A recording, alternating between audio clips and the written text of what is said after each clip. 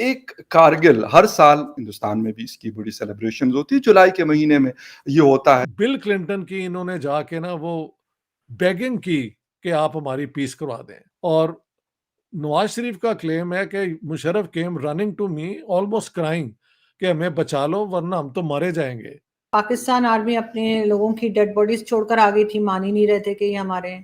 From the Indian army, जिन्होंने उनका नमाज जनाजा पढ़ाया और उनको दफन किया गया। उसके बाद जब टेबल पे हम लोग आए तो वहां तो हमें बड़ी सुना है कि बड़ी सुबकी उठानी पड़ी। पाकिस्तान का की क्रेडिबिलिटी ना उस दिन से जीरो हो गई, और पाकिस्तान के मुतल्लिक कहना शुरू कर दिया दुनिया ने अ रोग स्टेट। सब लोग इस बात को, कारगिल को एक ब्लंडर पाकिस्तान में कहा जाता है कि एक हमारी गलती थी, एक ब्लंडर था जो किया गया। पाकिस्तान के खिलाफ उसको किस तरीके से इस्तेमाल करता है, और एक ऐसे वक्त में इस्तेमाल करता है जिस वक्त आर्मी चीफ की शख्सियत को मुतनाज़ा भी बनाया जा रहा है। पाकिस्तान के जितने भी ब्लंडर हैं, और उसमें कोई कमी नहीं है, बहुत ब्लंडर हैं, ये उनमें से सबसे बड़ा ब्लंडर है। और यही वजह है कि इंडिया की इतनी बड़ी की हुई गुफ्तगू, उसके ऊपर कोई जवाब नहीं आता। तो ये इस किस्म की नॉनसेंस जो है ना, मैंने इंडियन आर्मी वालों को ऐसे बातें नहीं करती देखी। पाकिस्तानी तो you can expect any explanation and you can only ring your hands कि यार मैं करूं क्या। नमस्ते दोस्तों, जय हिंद। हिंदुस्तान स्पेशल में आपका स्वागत है दोस्तों। देश हर साल 26 जुलाई को कारगिल विजय दिवस मनाता है। 1999 में कारगिल की पहाड़ियों में लगभग 60 दिनों तक भारत और पाकिस्तान के बीच चले युद्ध में 26 जुलाई के दिन भारत की जीत हुई थी। हमारे वीर जवानों को श्रद्धांजलि देने के लिए देश के अलग अलग जगहों पर कई कार्यक्रम होते हैं।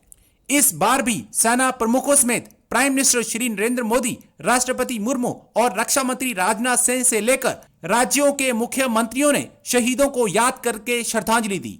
प्राइम मिनिस्टर ने ट्वीट कर कारगिल विजय दिवस को याद कर कहा, कारगिल विजय दिवस मां भारती की आन बान और शान का प्रतीक है। इस अवसर पर मातृभूमि की रक्षा में पराक्रम की पराकाष्ठा करने वाले देश के सभी साहसी सपूतों को मेरा शत शत नमन।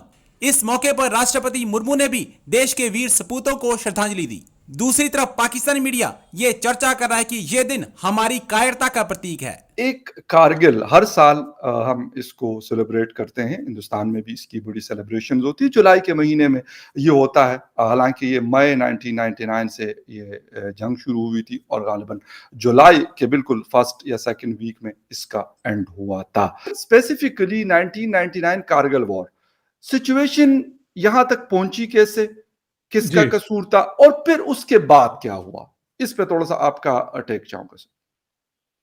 देखें, ये कारगिल की जो वॉर है ना, इसकी इमीडिएटली जो बैकग्राउंड है वो तो ये है कि पाकिस्तान में मुलाकात हुई। पाकिस्तान आए हुए थे इंडिया के प्राइम मिनिस्टर अटल बिहारी वाजपेयी, और होस्ट हमारे प्राइम मिनिस्टर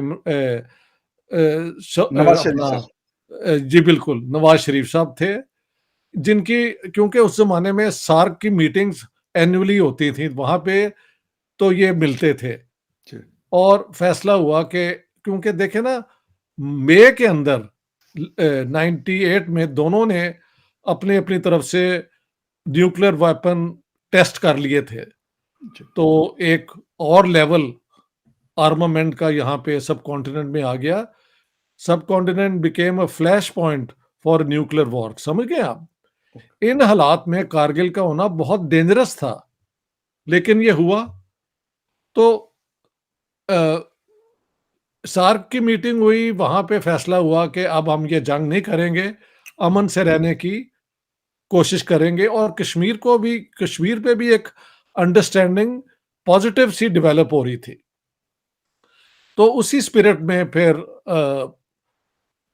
अपना अटल बिहारी वाजपेयी साहब आए और बहुत बड़ा डेलीगेशन लेके आए। इसके बाद ये जो मुशर्रफ, अपना जनरल मुशर्रफ और उनके दो तीन क्लोज क्रोनी, ये लेफ्टिनेंट जनरल थे, इनका बिहाइंड द बैक जाके और कारगिल में अपनी तरफ से बहुत एक सरप्राइज इन्होंने किया। मैं कहता हूं कि पाकिस्तान की सारी थिंकिंग और मिलिट्री की खासतौर पे थिंकिंग एक टेक्टिकल लेवल की है, जहां पे ये बड़े अपनी वो क्या कारस्तानी दिखा देते हैं।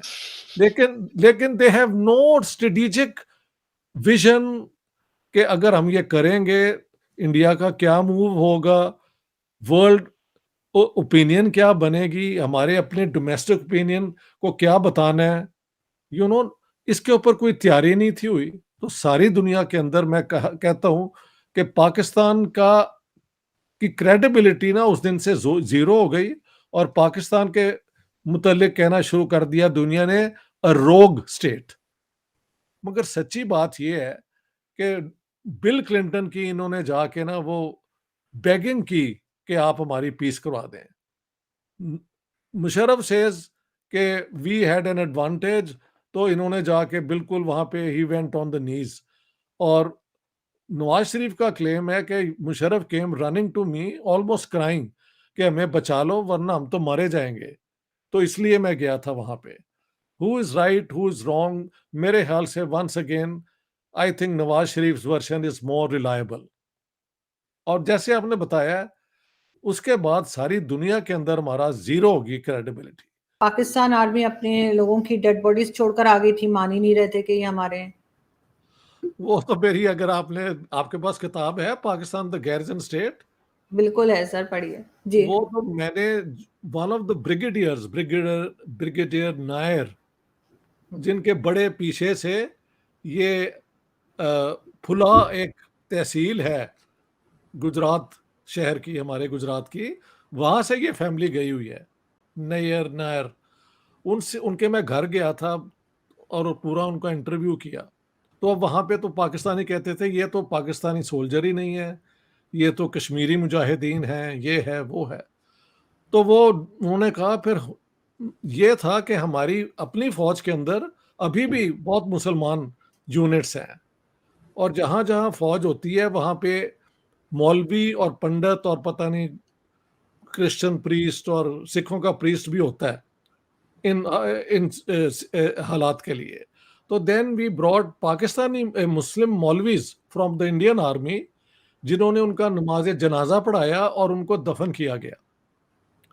बाद में फिर जब पाकिस्तान ने मान नहीं लिया कि ये हमारे ही हैं, तो आपको शायद वीडियो भी मिल जाएगी कि इंडियन सोल्जर्स पाकिस्तानी फ्लैग लगा के कैरी करके तो वो डेड बॉडी पाकिस्तानियों को दे रहे हैं। तो अब आप ये बताएं, आपने तो मैंने तो उनसे किया जो उस जंग में हिस्सा ले रहे थे। He was one of those who fought in the war. और उसने कहा मैंने अपनी आंखों से देखा है, मैं तो समझ नहीं थी आ रही कि ये डेड बॉडी यहाँ पे तो सड़ जाएंगी। What is our responsibility? Responsibility is to return to Pakistan. But if the Pakistanis say कि ये तो हमारे सोल्जर ही नहीं है, तो फिर हम क्या करते? तो ये उन्होंने किया था। लेकिन बाद में जब ये बात क्लियर हो गई तो फिर रूटीन के मुताबिक लोग मारे जाते थे और बॉडीज जो हैं वो एक दूसरे को मिल जाती थी।